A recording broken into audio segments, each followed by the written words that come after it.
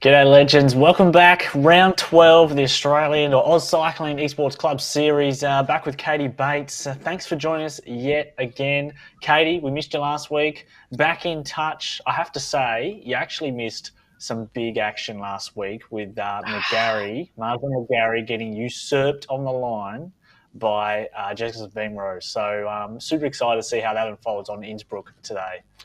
I am looking forward to that as well because I was down in Wollongong. That's why I missed last week. But I met a whole heap of our Zwifters in real life, which was fantastic. A lot of them came up and said hi and said we love what you guys are doing and we love watching it. And, we had a good old chat about Adam Bemrose actually and how much power he's got. So it was kind of cool to put, actual faces to avatars, which I never would have picked before. So that was really cool. I'm bummed that I missed the action though, because I do love doing this. And I can't believe we're in the final week, Jet. It has been a heck of a series so far. I feel like there's going to be a lot of FOMO in the next few weeks as people are sitting on their trainers wondering where we are waffling about what they're doing. Yes, I know. It's definitely going to be a bit of FOMO. I have to say the weather's turned up here in Perth. Got back from Wollongong myself and looking at my trainer going, doesn't look as appealing. But then I look at the racing and I go, you know what? I kind of want the best of both worlds. So perhaps the summer is double days. That's what we need.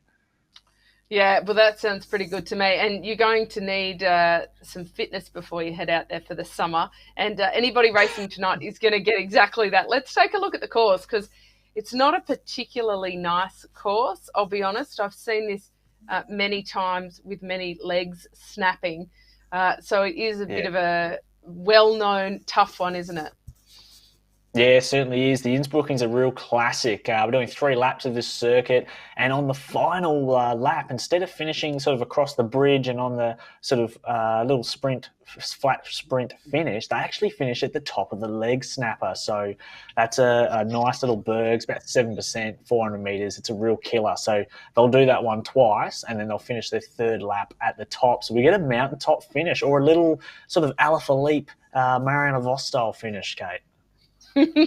Indeed. Well, it's pretty much exactly the same as the not so Mount Pleasant that featured at the World Championships, I reckon. So people will be used to it. It's a tough course, but it's only 25 kilometres, which means that people will be racing very, very hard from that first lap. The men are out on course. Let's take a look at how they're going. Already a bit of a reduced bunch, but every time up that leg snapper, well, I mean, I think it's fair to say, cliche, it's going to snap some legs. Yes, it is well named, that's for sure. It is well named. We had Christo Ball take the win in the men's race last week. It was a very exciting race. I mean, caught, I think, Stevenson just on the line. But I'm also excited of this group to see Mitch Zito back in. He was a part of the racing, some of the earlier rounds, and I like Mitch because he has a serious sprint for a relatively light rider. So I think we'll see him get involved perhaps in the first sprint, which comes, I think, at around 7 Ks to go. So it's going to be pretty interesting. Yes, it is going to be pretty interesting. You've got to use your energy quite wisely on a course like this. And people will be thinking about what they've learnt about their competitors up to this point and whether they can get some sneaky points along the way, but just sit in for the most part, or whether they're having to do some attacks. Only 1.9 kilometres in, so we do know that until they hit the leg snapper for the first time, it may be a little bit calm, but after that, absolutely no promises. And the big question is, will they continue with any moves, or will they take their efforts over that climb and then try and take a rest for the next little bit down? It depends. Who are they feeling like? Are they feeling like Remco? Well, yeah, they could be feeling like Remco. Van Baarle, and hoping that it all comes back together. Yeah, that's a good point. I do like those 2 riders. This is a really interesting one because the actual climb itself you can actually make the mistake of going too hard too early because you kind of turn right onto it. And then a lot of people actually start like their real peak effort at the bottom. It's about 35 to 45 seconds of effort. And a lot of people kick up their watts and hit their peak at the bottom when it actually is its hardest on the last maybe 100 meters, and then it turns in the downhill. So you kind of have to save a little bit if you want to stay with the group until that last little steep bit. So like you said, it actually is very similar to Mount Pleasant. So a well-chosen course from the producer, Anna. And I mean, we've already got a couple of riders here just chipping off the front. D. Stewart, C. Winfield Blue maybe, and Windsor. Winfield Blue. What are we into the old westerns with a little bit of smoking? Who's this about? Come on now, people. It is, yeah. I do love the names. I did when I met a couple of the ladies and they introduced themselves. I was like, oh my gosh. I said, because a lot of people don't even use their full name, I'm kind of guessing a lot of the time as to not only what they look like, but what their actual name is. But that was quite cool, I must say. Yeah, do you see the hats, Katie? This breakaway is a little, it's the group of, well, I mean, we're not in the France sort of region, but they've got the berets on. Perhaps it's I don't know, it's a sign of allegiance, these three hat-wearing units. Hat-wearing units, technical term there. I think our darling producer, Anna Russell, she calls them the cheese cutter hats or something. She's a bit more of fashion police than I am, but I must say they're quite a laid-back choice. I feel like you can't be really too serious about your racing when you've got one of these on your noggins, but that is probably very unfair. But it is a little bit of fun to be able to do the fashion and all that sort of stuff, isn't it? And some of the remembering that what's up for grabs overall is your club kit in game, which is really cool. Yeah, it is really cool. It's such a I can't wait to see them in game. Whoever does take the lead. I mean, as it stands, Waratah Masters are still on top with Bathurst second, Randwick third, and the Vikings, Katie, are actually snapping at the heels of Randwick for that third place. And I have to say, shout out to Camden Cycle Club, who just have the sole point, just the 1 point versus, I think Waratah are in the sort of 6,000 to 7,000 mark. I'm not so familiar with the point system that I even know how you can manage to get just 1 point. But I am very impressed with anybody who's earned a point and turned up, especially on a Thursday night. At this time of year, everything's getting super busy.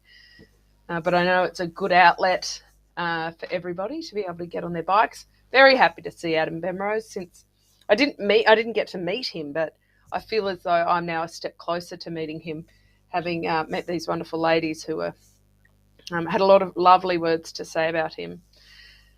And I've just jumped into Zwift Power. It's really great for anybody watching to also watch on Zwift Power. And I know that a lot of people re-watch this afterwards to sort of see what happened. And by then, the power's not as live and it's not the same thing. But it is really interesting to look at average powers, normalized powers, and the heart rates. Especially when you're looking at it every week, you start to get to know what each rider's norms are. I do remember early on, Jed, I looked at some of the women in particular, and especially the younger women, and my heart rate was always very low. And so I would see people with this huge heart rate and think, oh my gosh, they're about to have a conniption. Speaking of which, they are on the leg snapper, belting up towards this KOM. Fowler has absolutely blown the socks off Christo Ball, who's in hot pursuit. Is he coming back? No, it's and this is what I mean. This is that extra bit you got to hold on to. The top section is where if you go too early, like Fowler did, you can risk just blowing up over the top. It looks like he's hung on there. We've got Christo Ball timed it perfectly over the top, and we've got splits already. Now it's a super fast downhill. Look at the gradients, 8, 9, 10%. So if you're not in the wheels here, it is a chance of getting shelled out the back on the very first lap. And keep in mind, Katie, they've got a sprint in another 1.8 kilometres to go. So if we get a little split here, it's going to be very interesting if they stay away. And now the women are on there too. And look at this. This is McGarry and Bemrose 2.0 the second week in a row. And let's just see, Ben Rose is very, very experienced. She'll know about this climb. McGarry is just going all out. I mean, looks like she's held around 500 watts to the top. And maybe Ben Rose just keeping a little bit in check to stay with her. Katie, we might have a group of 2 from the start of this race here, 5K in. Ooh, Ben Rose and McGarry are really similar riders. They just have McGarry is a little bit more explosive. Ben Rose is a little bit better on the climbs, and so I find it quite interesting when they're in these in-between courses where they're really meeting halfway on both of their talents. And it will be a very tight race if they choose to keep going with it. I guess that's the question, though. Why would they keep going with it when they're after the points along the way? Why wouldn't they just take it easy and see who gets there fresher? The men are up for another sprint here. Fowler's first to move again.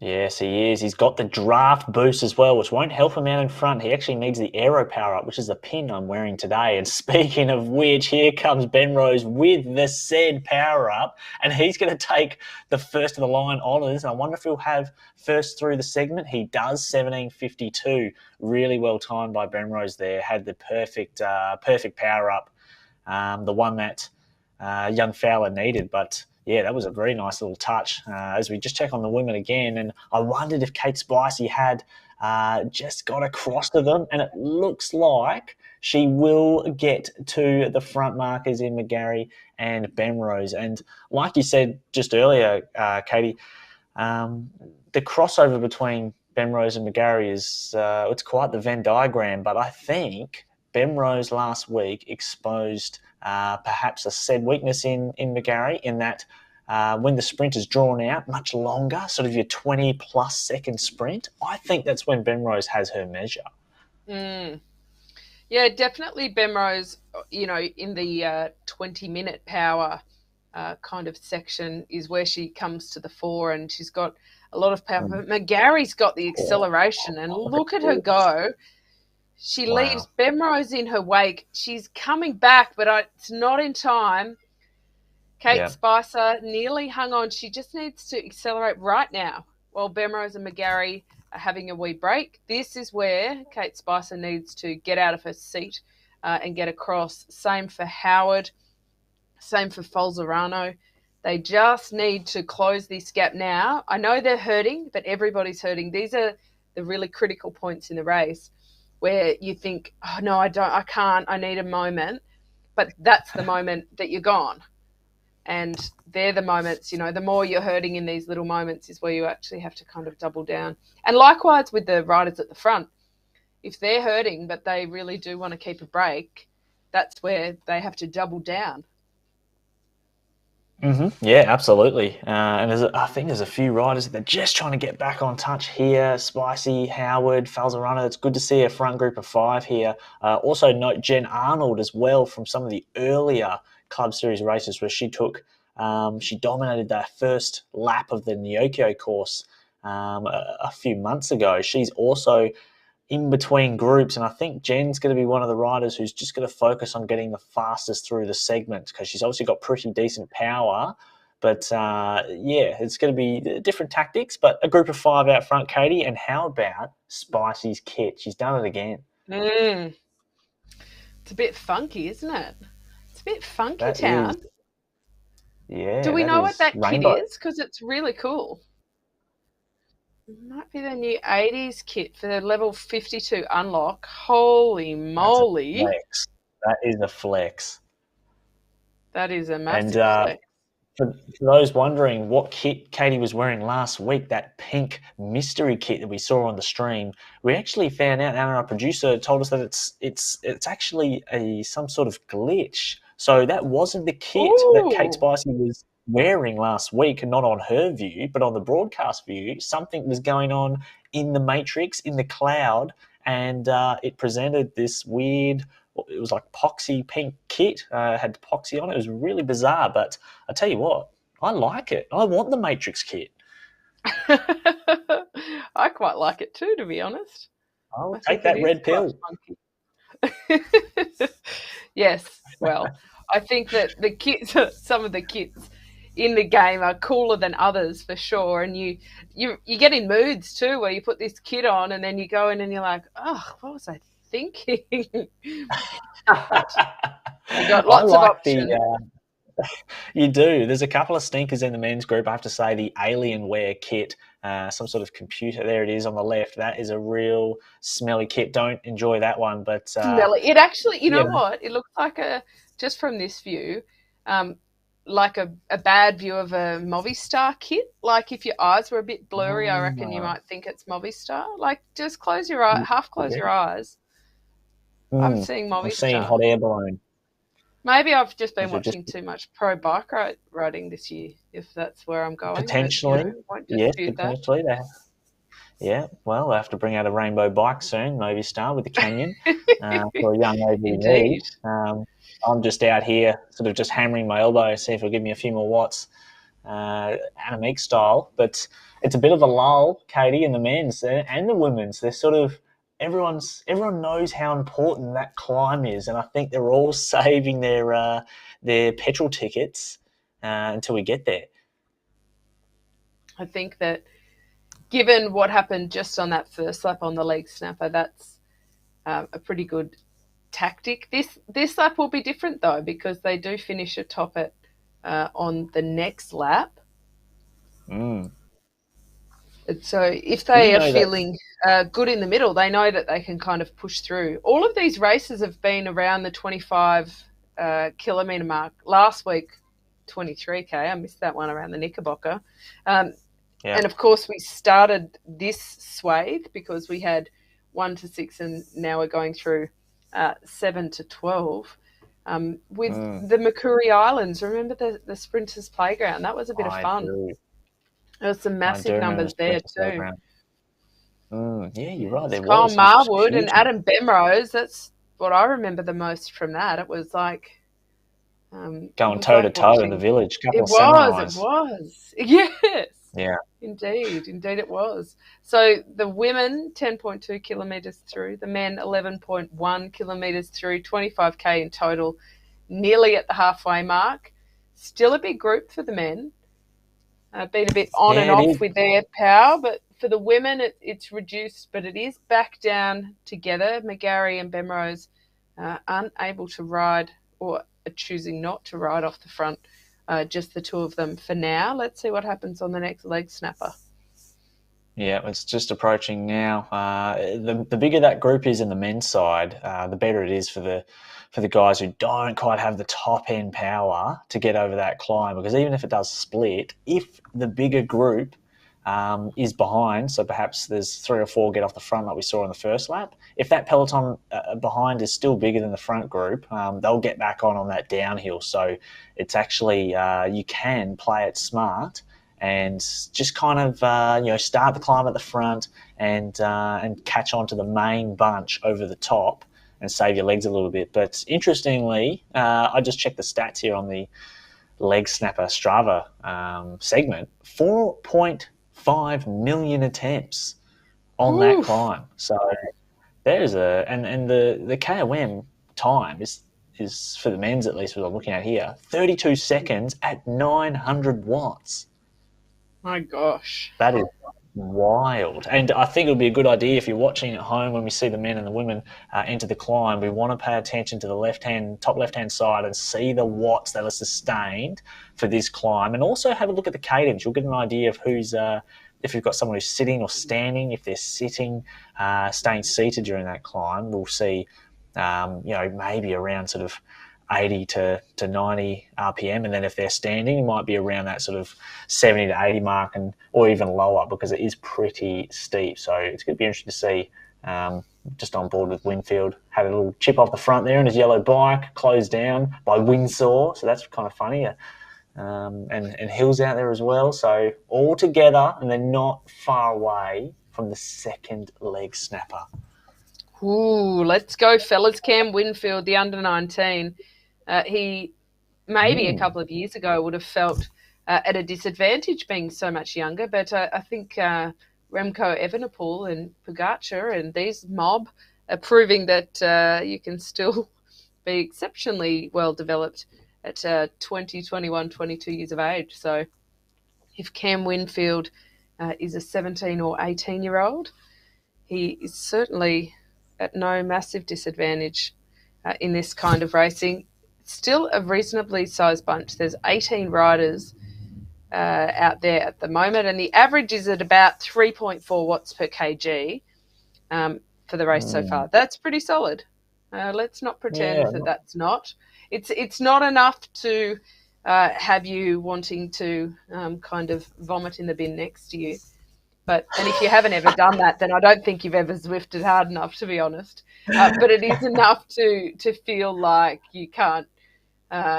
You won't have a lot left if you do try and accelerate too much. Yep, absolutely. Vomit in the bin.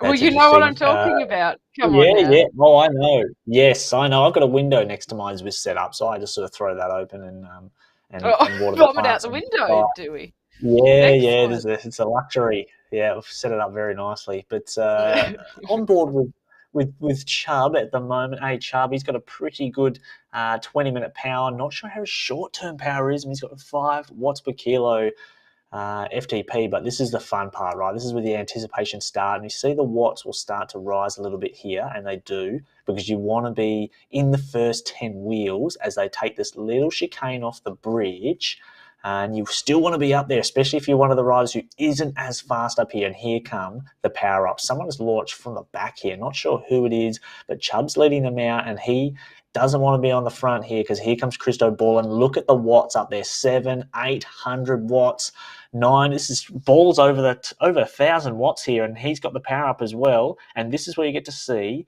who are the strongest riders here. And we've got Windsor having a cracking race. Actually, he's out the back. We've got Christo Ball and Bratz there, and look at the gap he's got. And I think the bunch are just letting him sit there, Katie. That was a very big acceleration and really sustained and out of the seat up that steep section. If you've got a good 20 to 30 second effort in you, this is just the perfect course for it, because if you've only got a 15 or 20 second effort like a lot of the sprinters, you run out. So you can use your power very well across the top, but you do run out if they hit out pretty hard from the bottom, and that's certainly what they did there, trying to string it out.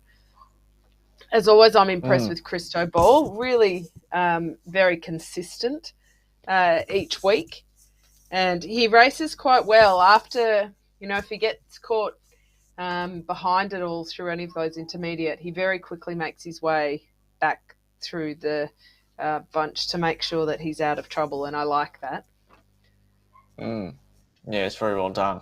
You can see on the men's side just what I meant before with, we had one rider go over the top, but the peloton of sort of 15, 16 riders easily going much faster on that sharp downhill bit. And now they're all back together and setting up for that second sprint. It'll be interesting to see if we get a Benrose versus Fowler battle like we did last time. But the women are approaching the leg snapper again, and McGarry and Benrose had it out, and we had Spicy about 2 or 3 seconds behind. And I think if Spicy wants to stay with them, she's going to hope that Howard and Fool's a Runner, I forget the name now, actually stay in touch, because she'll find it difficult to get over the top. And here they go now. Benrose out front, 500 watts here, around 86 RPM. She's got a good cadence, and here comes, looks like McGarry now into the draft and kicking over the top. And Benrose at 500 watts is getting gapped here. So McGarry's been putting out some serious power, and it's about 1 or 2 seconds. And it looks like McGarry, here she is around, just starting to fade a bit. The watts coming down under 400 watts now, but she's got quite a gap. And where is Benrose? Has Benrose fallen away? No, still in touch. Good little work there from the producer, just keeping us in the angles. Here's Spicy. She's not too far behind either, using that feather power up, and the timing of the feather, super experience. But Katie, she's got one rider with her. That's good for her. That's good for Katie to get back on to these front two. It is. It's a good position to be in. I was seeing Benrose in the women, Benrose in the men. It was the Benrose show for a moment there with how they were racing. Although, am I reading that right? Yes, I am. Yeah. But McGarry is just so consistent. She's got excellent 20-minute power, and she's really in her comfort zone if she's able to just settle in. But I think the difficulty here is that with this stop-start with the exceptionally steep leg snapper doesn't really allow you to necessarily get in a good rhythm. So she's trying to control it as much as she can, but she's definitely getting some challenges. Now we've got a bit of a situation going on with a few little gaps forming, but safety in numbers. So if we can get Howard and Spicy, Bemrose and McGarry together with Falzerano, that'll be comfortable. Over in the men, hello Bemrose show. Adam Bemrose on the move, Jet. He's not waiting around. He's had a gutful. He wants to be on his own. I don't know that he'll have it all his way just yet, but he's got enormous power. So I have some faith in him up the leg snapper if he can do it on his own timing. So he's joined now by Trent Stevenson, I think. Although, to be honest, the writing is very small on my screen at the moment for that. So I'm actually just relying on Zwift Power to update for me. We just need the ocular power up if we see McGarry and Bemrose going toe-to-toe. And McGarry, sit down, because Bemrose looks like she might have just nabbed it, and she still has fastest through the segment. Here's Spicy as well in the 80s retro kit, but that was a very interesting sprint. It looked like Bemrose just had, maybe McGarry sat up a little early there, but we've seen great tactic from Kate Spicy there as well, and we might have just missed what happened there, but we've got Bemrose now, just chipped off the front. We might get a replay of that sprint, and we are. Now let's just have a look here. We've got Bemrose on show, and they launched their sprint. So Spicy sort of leading out. Bemrose perhaps. McGarry's out front with no power up. We go to the void, and it looks like we go to the deep dark universe.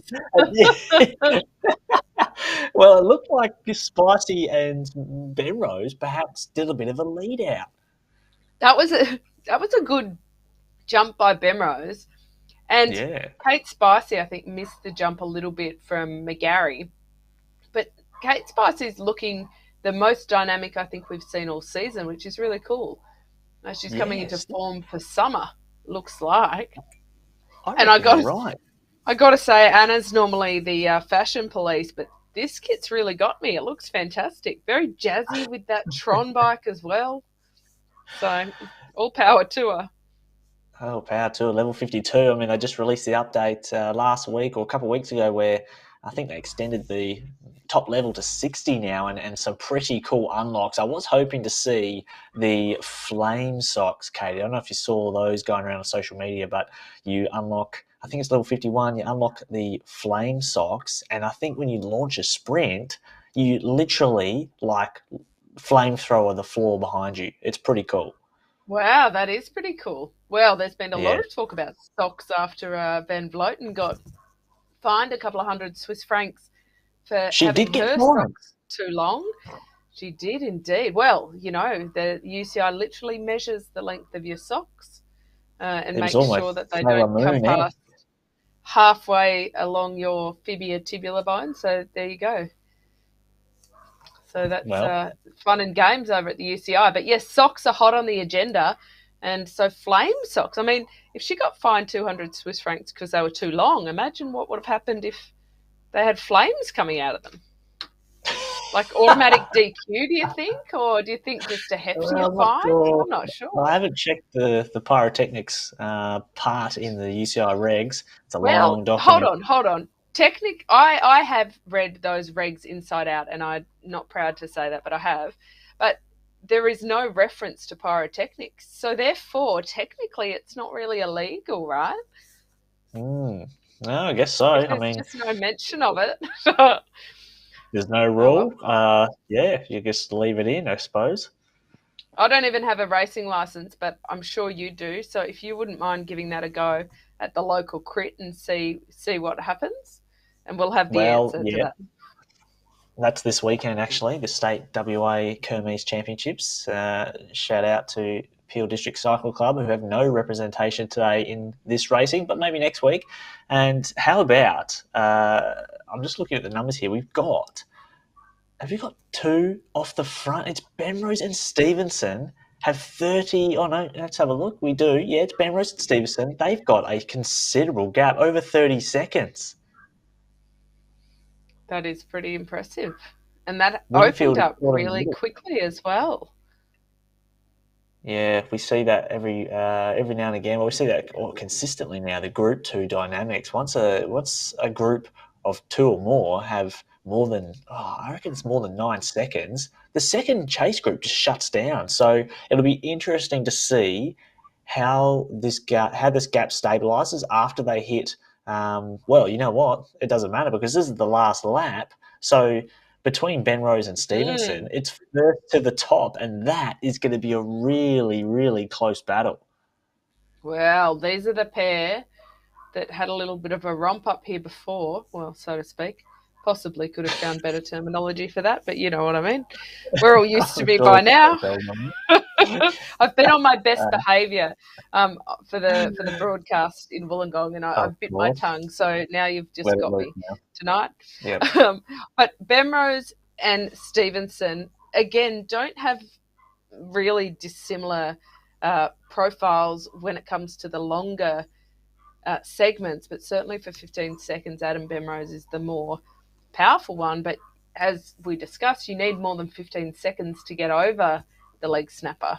And so that's where if Stevenson can just hang on to the acceleration at the bottom, and if I were him, I would let Bemrose lead out. And I would hang on as much as I could, but just knowing that Bemrose will fade over the top. Well, they're approaching. They go over that little bridge first. And I've just had a little deep dive into the Zwift power here and just sort of checked out their 30-second efforts from some of their recent races. And Katie, they're pretty close. They both have a 30-second of around 10.5 watts per kilo. So it might come down to who.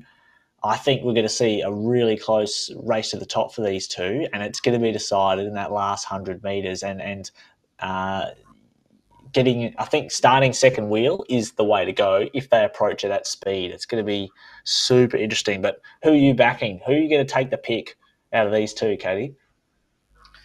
Ooh, I think I'd go for Bemrose, but he can't go too early, I would say. So if Stevenson is happy to go from the back, then I would leave it as late as possible if I were Bemrose. He's going now. This is pretty early, actually. This concerns me somewhat. But well, he's got a little bit of separation. He does, but Stevenson still is a little bit, he's still able to chase that. And this is, all right, so 31.52. Let's see. I reckon Bemrose has got about a 20-second clock on him before Stevenson will start clawing it back. So give it another 10 seconds. Are we even going to be... Oh, see, here he comes. Here comes Stevenson. He's closing. Can Bemrose hold him? It's the last 100. It's the last 100. It looks like Stevenson's his avatar set down. Oh, it's he's so close. It's going to be Benrose holding on. He had the second kick. I think Stevenson absolutely blew his biscuits. That was really good job from Bemrose because he was running out of time and he timed that perfectly. And in the end, Stevenson kind of ran out of bickies. Is that what you said? Biscuits. He did. He ran out of biscuits. Yes. His watts dropped to 0 as Winfield is caught in between, and it looks like he's going to hold on or he might get caught on the line. Oh, he's definitely getting caught. This is Harvey. Harvey coming over the cross. Harvey's got the juice to take Winfield's bronze medal away, and I think Winfield, he's going to get past again. Ooh. He really blew up. He was caught. He was caught in the middle. So I thought this was too early from Bemrose. I thought, this is a big call because he was starting to put out some really solid power here into the orange. already before it really tipped too far up. But it was Yeah. enough of a gap with the power up that Hmm. Stevenson just wasn't making any ground until He was about three until quarters of here. the way up. And then when he Yeah. did, Stevenson ran at him quick. They were kind of going in opposite directions, but it was too late. And This is when Bemrose the rallied Watts pretty dropped well, I too. must say. He did. He had a second kick, Ben Rose here. This is where Stevenson ran out of legs. I think the Watts just fall right down, and Ben Rose kicks up again just to solidify it. But Stevenson, I mean, you couldn't fault him. They practically just did a Wingate test, and I'm sure you're familiar with those. The old Wingate test. You feel terrific at the start, and then the last 10 seconds feel like 10 years. Yes, yes, not pleasant is how I would describe that. But they've actually done like it. I know that a lot of them will have ridden this course many times, but Mm. I'm still quite impressed with how tactically they've handled this climb, uh, Mm. figuring it out along the way for making sure that their timing is pretty good as well. And what have the women learned on their laps? Madam Bemmers, Well, I I'll mean, call her from now on. yeah.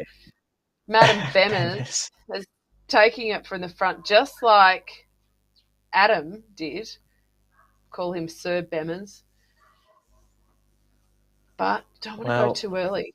So you don't. there's still a little bit to go for them until they do get to the snappy snap part. Yes, it's we saw in the first two laps that McGarry had the better acceleration, was able to get the separation of about maybe 3 bike lengths or two and a half bike lengths. So I think on those first two efforts, I think Jess was holding back a little bit. So with the sustained effort, like we saw last week, I'm backing Ben Rose here to take this one, and she's going to try and I wonder if she wants to try and lead this out. So what's a dropping? Or are they picking up here because they're about to enter the gradients? She's going to lead it out. McGarry kicking up early. Ben Rose kind of goes as well. They kind of fake each other out, and this is it. It's all in on the pedals. Ben Rose stomping McGarry, peaking her watts super early. Like I mentioned at the start, that can be a mistake. Ben Rose, I think, is holding something in reserve. McGarry still over 10 watts per kilo, and she's got the feather. That might be it, but here comes Ben Rose using her feather. Has McGarry used it too early? But it doesn't look like it. She's got absolute daylight between her and Jessica Benrose, and she's gonna hold on, Katie, over the top. The climb is just slowing up, but McGarry, she's got the victory, or is she gonna get caught on the line? And there she goes through. That was so close. But how Yeah, about the really power up? well. It was, That was very oh, well played. That was hard to go past. Kate Spicy, come on, get to the line. Good drop of the power up. oh, The feather can certainly help on these steep slopes of the yeah. leg snapper. Why didn't we think to call Mount Not So Pleasant the leg snapper? I feel as though I dropped a beat there. So many It needed a opportunities to do nickname. that. But you know It what did need a I nickname. think. We'll take a look at this replay because look at Madam Bemmers go, dropping the Wow. power up and accelerating. Like, great move. This is exactly what Sir Bemrose did, and it worked for him. The gap opens up, but not enough. McGarry is the one that is Yeah. well ahead by that point. So, Just not great enough ride from road. I think McGarry. it's a good tactic. Yeah. Not Big enough ride. road. Spicy coming in third. It And is. Do you know you're my right, only Katie. Really good tactic. sorry. I was Yeah, just really going good to say my tactic. only real disappointment, Jet, is that in Zwift we don't yet have a girl in a pink onesie running alongside the leg snapper like we did in Wollongong Yeah. with the girl in the pink onesie who ran every single lap. Every single lap I saw her on the coverage, running up that hill from juniors to under 23s, elite, the whole shebang. She changed outfits. She had a wetsuit on at one point. She had a I saw that one. French outfit with a baguette at one point. Like, she really went to town. Oh, And I'm just went all throwing the in. gauntlet. She did. I'm saying to Zwift, we need a girl in a unicorn onesie running alongside on the leg snapper. I think it would be a great morale boost for everybody out there. That would be a great feature. The little the fans running on the side of the road. Shout out to the Scottish guy who was running across Eleanor Backstead when she was in the breakaway as well. But that's a good feature, and I have to say today's racing was super cool. One of my favourite courses as well. One of the new courses, and we almost had the Bemrose double, but McGarry had something to say about that. She got revenge for last week. Yeah, well, I missed last week, but I think that if this week's racing is anything to go by, they're all kind of learning a few lessons along the way and giving it a crack, which is so cool. And I just love this community and everybody giving it a go. And it was, like I've said, it was so lovely to meet some of our community and realise the humans, the real people that sit behind these avatars. So I want to say a very big thank you to everybody for supporting this. And please come again next time it's on. Please drag some of your club mates into it as well, because this is starting to become just such a cool competition at national level between all of our clubs. Yeah, absolutely. And we hope to see everyone participate in next year's club esports series. And Katie, it was so good to have another round and another season with you. So we look forward to the next one, and Yes, we'll indeed. see everyone Thank again. you for having me. Thank you. Yes. Take care, guys.